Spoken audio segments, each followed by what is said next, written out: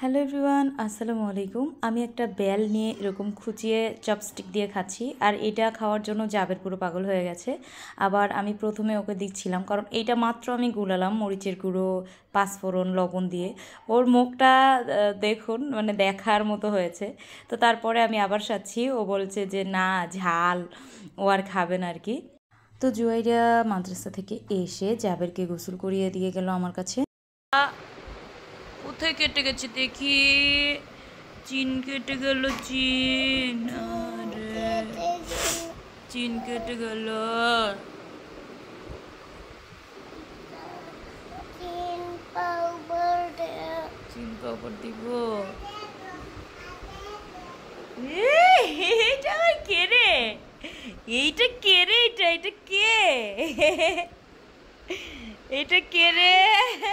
আমার বউটা কই? বউটা হাসি দাও, হাসি হাসি দাও। জারিফ একটা হাসি দাও তা। জারিফ একটা হাসি দাও। জারিফ। জাবের সকালবেলা বিছানা থেকে পড়ে গিয়ে ওর থুতনিতে আঘাত পেয়েছে, আর এখানে ওরা দুজনই গোসল করেছে। আমি বাহিরে ওদের ভেজা গামছাটা মেলে দিয়ে আসতে আসতে দেখে ওরা পাউডার আর ওদের যে স্নো এটা নিয়ে একদম মেখে ফেলছে। ওদেরকে এখন আইসকুল পাউডারটা দিচ্ছি। এমনিতে ওদেরকে আমি কোডোমো পাউডার দিই, এখন প্রচুর গরম, এই জন্য কোডোমো পাউডারটা একদম ভিজে যায়, এজন্য আইসকুল পাউডারটা দিচ্ছি যেন ওদের একটু গরম কম লাগে। আর আইসকুল পাউডারটা দিলে কিন্তু একটু ঠান্ডা ঠান্ডা লাগে। তো ওই যে আমার আম্মু রান্নাঘরে হচ্ছে আজকে লাকড়ির চুলায় রান্না করছে। আম্মু অনেকদিন যাবৎ বলছিল যে অনেক বেশি খড়ি হয়ে গেছে, রান্না করতে হবে লাকড়ির চুলায়, খড়িগুলো কমবে, আমার রান্নাঘরটা একটু ফ্রি হবে। তো ওই যে দেখুন লাকড়ির চুলার দুই চুলায় রান্না করছিল, আর রান্না করে করে এখানে এনে দিয়ে যাচ্ছিল যা যা রান্না করছিল, আর আমি ঘরে নিচ্ছিলাম। এটা হচ্ছে কচু শাক রান্না করেছে, জংলি কচু, মানে আমাদের বাড়িতেই হয়।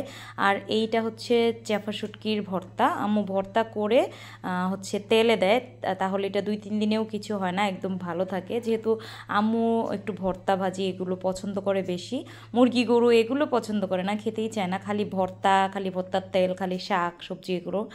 তো এখানে জাবের বলছিল আমাকে একটু দাও, আমি একটু খেয়েছি আর কি মুখে দিয়ে দেখার জন্য যে কেমন হয়েছে। আর এখানে জাবের বলছিল আমাকে একটু দাও, জারিফ বলছিল আমাকে একটু দাও, কারণ শাকটা এত বেশি মজা হয়েছে। আর আম্মু বেশি করে রসুন পেঁয়াজ দিয়ে রান্না করেছে।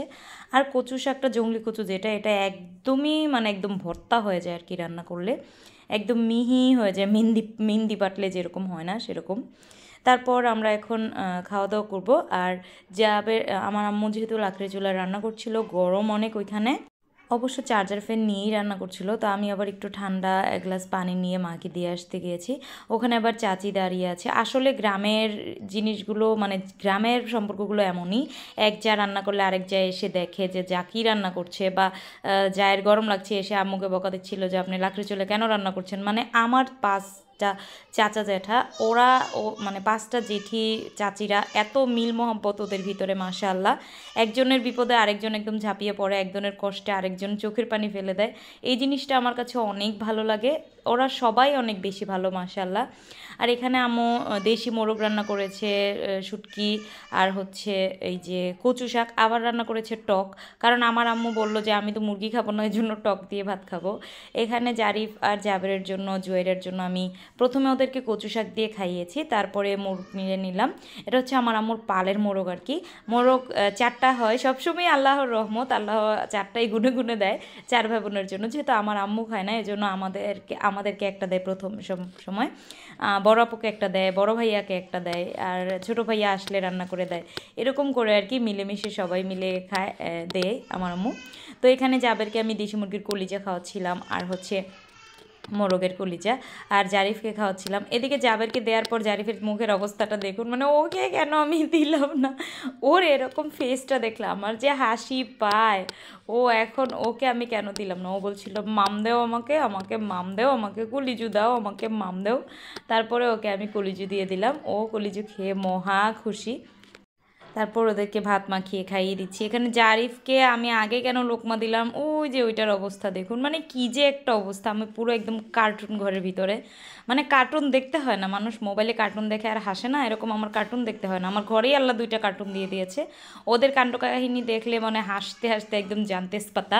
এই যে দেখুন ওরা সিঁড়ি বেয়ে না উঠে এইখান দিয়ে রেলিং বেয়ে উপরে উঠে যাচ্ছে, মানে আমি হাসতে হাসতে পুরো শেষ। ও আবার ওকে নামতে বলছিলাম, ও নামছে দেখুন একটা সিঁড়ি বেয়ে, তারপরে নামবে না, ও ওখান থেকেই নামার ট্রাই করছে।